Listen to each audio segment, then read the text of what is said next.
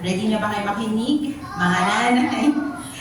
Okay po, magandang umaga. Manalangin po muna tayo bago tayo mag-umpisa. Panginoong Diyos, maraming salamat po sa umagang ito for the opportunity to share your word to these people, Lord. Take hold of the minds and the hearts of the people who will listen to your word of Father God and nurture them in their hearts. Thank you, Lord God. In Jesus' name, amen. Okay po, ang ating po ngayong Bible verse ay galing sa Deuteronomy chapter 6 verse 4 to 9. Babasahin ko po siya. Okay? Verse 4. Pakinggan mo, O Israel, si Yahweh na ating Diyos, ang ating Yahweh. Ibigin mo si Yahweh na iyong Diyos ng buong puso, buong kaluluwa at buong lakas. Ang mga utos niya itanim ninyo sa inyong puso. Verse 7, ituro ninyo ito sa inyong mga anak. Pag-aralan ninyo ito sa inyong tahanan, sa inyong paglalakbay, sa inyong pagtulog sa gabi, at sa inyong pagbangon sa umaga. Ipulupot ninyo ito sa inyong mga kamay bilang tanda. Itali sa inyong noo, isulat sa mga hamba ng pintuan ng inyong mga bahay at mga tarangkahan. Ito po yung i-share ko sa inyo ng word today. Sabi po sa verse 4, unang-una pa lang, inutusan na tayo ng Panginoon. Sabi niya, pakinggan mo. Siya ay utos. Ibig sabihin, makinig kayo. Pakinggan mo dahil yung sasabihin niya ay importante. Yung sasabihin niya, kailangan yung pakinggan. Kailangan nyo siyang namnamin o intindihin. Kaya sabi niya nga, pakinggan mo, O Israel, si Yahweh na ating Diyos, ang ating Yahweh. Dalawa ang pangalan ng Diyos na binanggit dito, Yahweh at saka Diyos. Magkaiba ba sila? Hindi. Sila ay pareho, sila ay isa. Sila ay, yung Yahweh, Lord in Hebrew, ang ibig sabihin nun ay siya yung personal name ng ating Diyos. Which is Diyos, yun yung divine title niya, o banal niyang pangalan. Pero siya ay isa lang. Nag-iisa lang ang ating Diyos, nag-iisa lang ang ating Diyos na dapat sambahin. And then yung sunod niyang sinabi sa verse 5, binigay niya yung command niya. Ano yung command o utos na kailangan natin pakinggan? Ang sabi niya, ibigin mo si Yahweh na iyong Diyos ng buong puso, buong kaluluwa at buong lakas. Ang mga utos niya ay itanim ninyo sa inyong mga puso. Medyo malalim po yun, maraming ibang aralin. Yung isang verse na yun, mahabang-haba na siyang pag-aralan. Pero ang ifo-focus ko po sa inyo ngayon, dahil ito yung binigay ng Diyos na utos sa atin, na command. At sinabi pa niya na kailangan natin siyang itanim sa ating mga puso, hindi lang sa ating isip. Dahil pag sinabi mong puso, yung puso natin yung sentro ng ating pag-iisip, ng ating emosyon, ng ating pag-reason, o pagbibigay ng dahilan sa mga bakit ginagawa natin yung mga bagay-bagay. So itanim natin siya sa ating mga puso. At sa verse 7 to 9, dito po ako magfo-focus dahil yun yung sinabi niya na paano mo siya i-a-apply? Paano natin siya gagawin? Paano natin susundin yung command ni Jesus, ng ating Panginoon, na ibigin natin siya ng buong puso, buong kaluluwa at buong lakas. Dahil po sa verse 7 nakalagay dito, ituro ninyo sa inyong mga anak, pag-aralan ninyo ito sa inyong tahanan, sa inyong paglalakbay, sa inyong pagtulog sa gabi, at sa inyong pagbangon sa umaga. Ano ang ituturo natin sa ating mga anak? Bilang mga magulang po, ang unang utos sa atin or divine commandment sa atin ni God ay make our children our disciples into the Word of God. Sino ang unang magtuturo ng mga command ng Diyos sa ating mga anak? Ang mga magulang. Saan sila unang tuturuan? Sa bahay. Kung papaano kayo gumagalaw sa inyong tahanan, kung paano kayo nag-uusap or paano kayo namumuhay. Yun ang nakikita ng inyong mga anak.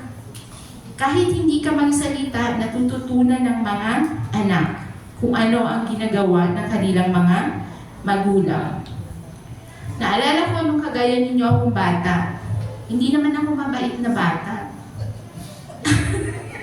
Hindi ako mabait na teenager, kala nyo ba?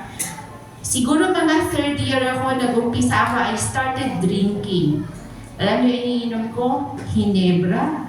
O, di ba? Sa probinsya yun. Barkada kasi. Barkada. Sasabihin nyo, sige, inuman tayo, inuman. O, di sama ka. And then, hindi yun alam sa bahay namin. Pero, nalaman ng nanay ko, nalaman ng tatay ko. Siyempre, pinagalitan ako. Kababae mong bata. Bata ka pa, umiinom ka na, wala ka pa ng pera. And then, because of what I said, anong sinabi ko sa kanila? Sabi, kayo nga, umiinom din kayo eh. And then, nung malaki na ako, napagkwentuhan namin yan sa bahay. And my mother shared, sinabi lang na nanay ko sa akin, alam mo, nung sinabi mo yun sa akin, para akong binuhusan ng malamig na tubig. Oo nga naman. Kasi sabi niya, paano kita mapapasunod? Paano kita sasabihan na huwag kang iinom, huwag kang maninigarilyo kung nakikita mo kami na gano'n yung aming ginagawa? And simula nung nag-usap kami ng ganyan ng nanay ko, yung sinabihan niya ako, ikaw nga umiinom eh. Hindi na uminom ang nanay ko. Hindi na siya uminom. Ang tatay ko, hindi siya nanigarilyo kasi ayaw niyang gayahin siya ng aking mga kapatid na lalaki. Yun po yung parang ituro ninyo sa inyong mga anak. Kahit hindi natin sabihin sa kanila yung mga kasi minsan sasabihin ng nanay noon, usual din sa probinsya. Hindi rin ako lumaki na at tinuturuan ako about the Bible ng parents ko. At sa mga parents po natin, tinuturo nyo ba yan sa bahay nyo? Ito yung Biblia, nagbabasa kayo ng Bible. Most of the time, hindi. Hindi siya ginagawa. Kasi yung mga ganon, hinahayaan na sa eskwelahan, tara na magsimba sa Sunday school, doon na makikinig ng Bible, doon na makikinig ng Bible story, doon na makikinig ng Word of God. Pero pagdating sa bahay, hindi naman sinishare ng magulang sa kanilang mga anak. Hindi sasabihin, pag nakita yung anak na matigas yung ulat, hindi sumusaan sasabihin. Diba, sabi ni Pastor, yun ang kanilang way of reminding us na dapat tama yung ginagawa natin, na dapat balik tayo kung ano yung tinuturo ng Biblia.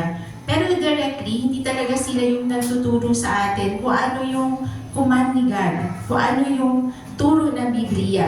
Tama ba ako? So, bilang mga magulang po, sana maunawaan natin na ang unang-una nating responsibilidad ay ituro sa ating mga anak ang salita ng Diyos, to make them our disciple. Ano ba? Disipulong into the Word of God.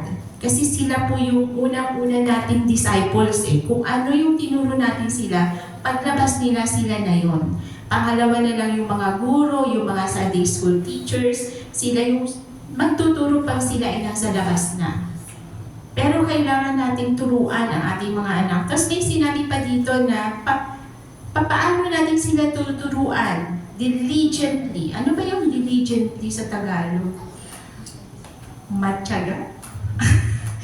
Diligent. Lagi mo siyang gagawin. Paulit-ulit mo siyang gagawin. Hindi ka magsasawa. I-remind mo sila parati. Tapos nakalagay pa dyan, sa inyong paglalakbay, meron mga opposite sa inyong pagtulog, sa inyong pagbangon.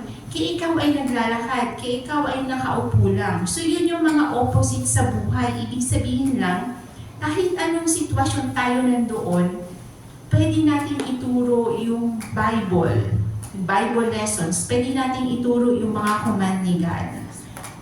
And then, ano pa yung sinasabi? Dahil ang Biblia or ang turo ni God, napaka-relevant sa buhay natin, applicable siya sa lahat ng bagay.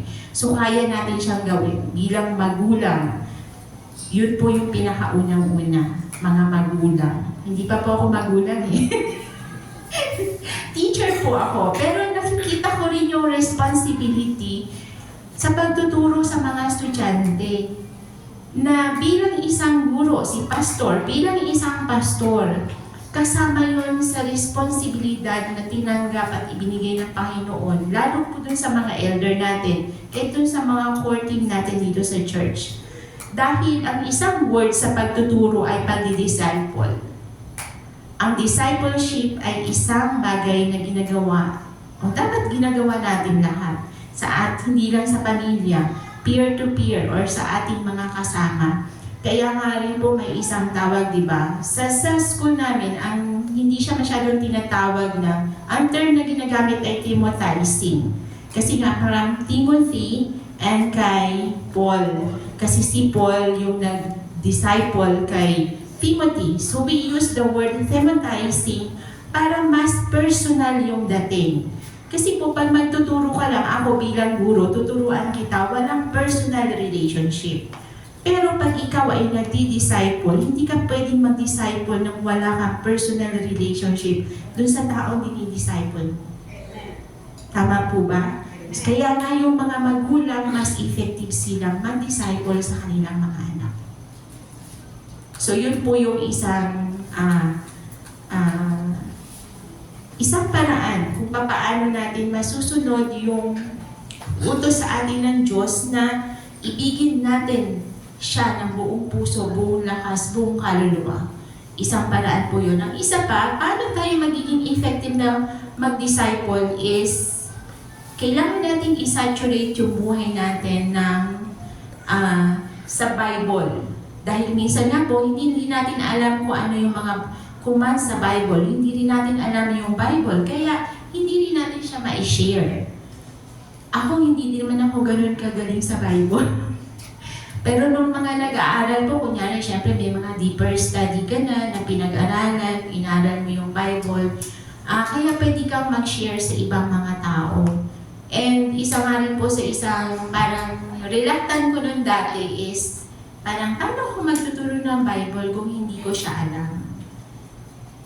Kaya kailangan mo rin patuloy na mag-aral, patuloy na mag-immerse sa Word of God para ka may ma-share dun sa mga tao na pwede mong pag-sharean. And then yung isa pong pinakasabi dito na sa Bible verse na shinare ko, no? Sa verse 8 to 9, sinabi pa dyan, ipulupot ninyo ito sa inyong mga kamay bilang tanda, itali sa inyong noo, isulat sa mga hamba ng pintuan ng inyong bahay at mga tarangkahan. Hindi naman po literal na kailangan isulat natin yung Word of God sa noo natin or isulat natin at itali natin sa ating mga kamay. Hindi naman po ganun yung ibig sabihin. Ang ibig sabihin lang, kailangan na makita sa atin na tayo ay sumusunod sa Panginoon, na tayo ay believer. May isa po akong ako ay naging Christian way back 2000 yata. Hindi pa ganoon katagal. Dahil ako ay umattend na sa mga Bible study, pero hindi ako talaga na-convert. When I studied for my masteral education sa PCU, doon po kasi ako nag-MA, nakikikaklase ko yung sinabit, yung mga friend ko, and then,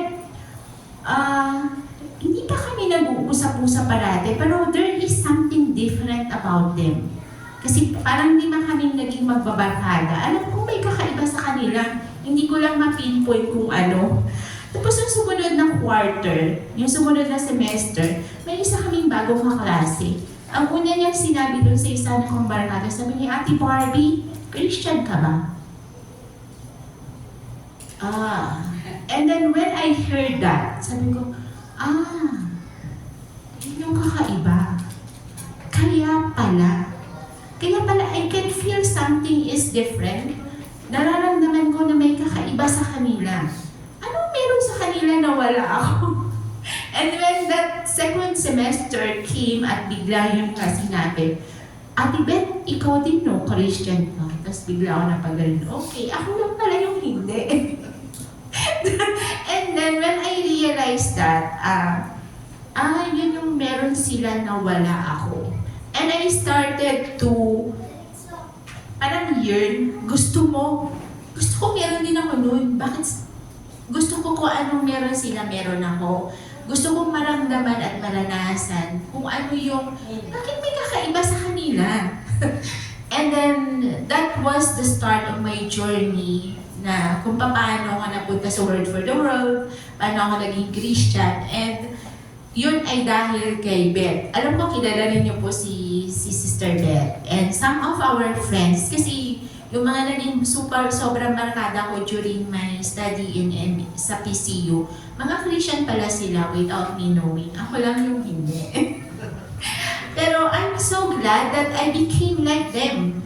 That's why they are my spiritual sisters, they are my mentors. At nakakatuwa lang po. So, pag naging saturate tayo sa buhay natin at hinanap natin kung ano yung kulang natin at ano yung wala sa atin, only si God po yung makakapag-provide. Kaya kayo mga kabataan, bata pa naman kayo, pero hindi rin yun rason. I pray that you will have special encounter. Yeah, so that you will be taken or in depth, kahit po yung mga nanay, para we will have a very saturate life in the Word of God.